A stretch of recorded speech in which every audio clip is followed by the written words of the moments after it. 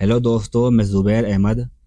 दोस्तों, पहले मैंने आपको बताया था कि P2P ट्रेडिंग में थोड़ा सी प्रॉब्लम चल रही है। कुछ स्कैमर आ गए हैं जिसकी वजह से हमारा अकाउंट फ्रीज हो रहा है। लेकिन दोस्तों, मैं आपको अब बोलना चाहता हूं कि आप पूरी तरह से P2P ट्रेडिंग को यहीं पर रोक दीजिए। किसी से ना तो यूएसडीटी खरीदनी है और ना ही बेचनी है। इसके पीछे की वजह दोस्तों ये है कि अब थोड़े से एक्शन जो हैं सख्त हो गए हैं। थोड़े से एक्शन पुलिस की तरफ से भी होने लगे हैं। अगर आपका अकाउंट फ्रीज हो जाता है, स्कैमर आपके अकाउंट में फंड ट्रांसफर करता है, तो हो सकता है आपको अरेस्ट होना पड़े। आपको किसी एक सऊदी को अपना गारंटर बनाना पड़ेगा जो ये कह सके कि हाँ, मैं इस बंदे को जानता हूँ, इसकी पूरी जिम्मेदारी मेरी है। आपको बहुत सारे चक्कर लगाने पड़ सकते हैं पुलिस स्टेशन के, बैंकों के, और आपका ट्रेवल बैन भी हो सकता है।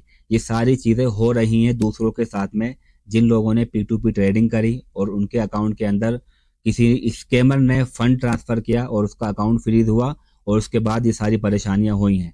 तो दोस्तों, लगातार मेरे पास वह तो मैसेज आते रहते हैं कि हमारा अकाउंट फ्रीज हो गया है, हमें क्या करना है। लेकिन अब दोस्तों, बिल्कुल भी इस चीज़ के लालच में नहीं आना है और पूरी तरह से आपको P2P ट्रेडिंग सऊदी अरब के अंदर स्टॉप करनी पड़ेगी। मैंने आपको बताया था पहले कि सऊदी अरब के अंदर क्रिप्टो करेंसी लीगल है या इलीगल। तो मैंने कहा था कि सऊदी अरब का क्रिप्टो करेंसी से कोई लेन देन नहीं है, उसका कोई कनेक्शन नहीं है। आप चाहो ट्रेडिंग करो या ना करो, ना उसका अपना कोई खुद का कोई ऐप है, ना उसकी कोई कोई वेबसाइट है, ना उसने उसको ऑथराइज किया है। यानी कि अगर आप लोग बाइनेंस या किसी दूसरे ऐप के ऊपर ट्रेडिंग करते हो, तो ये उसका कोई लेन देन इसमें नहीं है, कोई इंटरफेयर सऊदी का नहीं है। ये बाहर के ऐप हैं, आप इसमें कुछ भी कर सकते हैं। लेकिन अब इंटरफेयर हो गया है।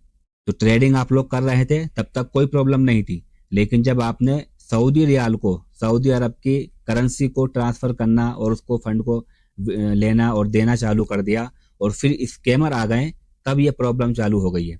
तो इस टाइम पर पूरी तरह से क्राइम ब्रांच और ये समा वाले सब गुस्से में बैठे हुए हैं कि एक तो क्रिप्टो करेंसी को हम कुछ मानते नहीं है।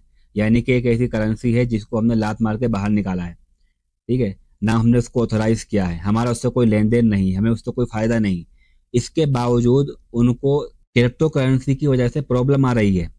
प्रॉब्लम ही आ रही है ना भैया। आपका अकाउंट अब फ्रीज होगा, आपके अकाउंट के अंदर स्कैमर फंड ट्रांसफर करेगा, ठीक है।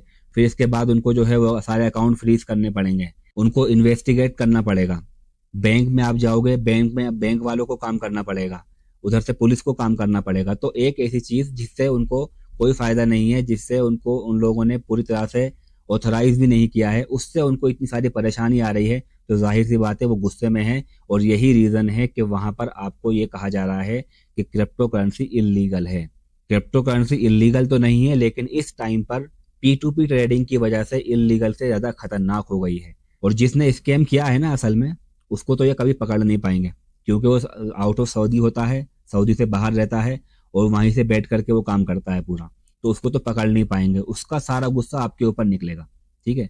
तो ये एक बहुत सीरियस मैटर है कि कोई स्कैम करके किसी के फंड चुरा करके आपके अकाउंट में ट्रांसफर कर रहा है, तो आपको भी प्रॉब्लम तो आनी ही आनी है। और जब तक क्लियर ना हो जाएगा सब कुछ, तब तक आपके ऊपर से प्रॉब्लम नहीं हटने वाली है।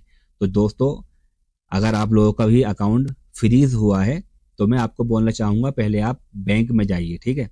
वहां जाकर के अपनी कंप्लेन कीजिए। इसके बाद अगर गवर्नमेंट की तरफ से, पुलिस की तरफ से, समा की तरफ से कोई भी आपका एक्शन लिया जाता है आपके ऊपर, तो उसका फुल सपोर्ट कीजिए, ठीक है। भागने की जरूरत नहीं है, आपने चोरी नहीं की है। जब ये जान लिया जाएगा कि आपकी कोई गलती इसमें नहीं है, तो आपको क्लीन चिट दे देंगे, ठीक है। आपको उसमें टेंशन की बात तो नहीं है, लेकिन प्रॉब्लम बहुत सारी ये आ सकती है कि आप कुछ टाइम के लिए अरेस्ट हो सकते हो, आपको एक सऊदी की जरूरत पड़ सकती है जो आपका गारंटर बन सके, आपके ऊपर ट्रैवल बैन लगाया जा सकता है, आप अपने घर नहीं जा सकते हो, और बहुत सारी चीज़ें आपके साथ में हो सकती हैं, ठीक है। इसीलिए बेटर होगा कि आप लोग P2P ट्रेडिंग करना छोड़ दीजिए।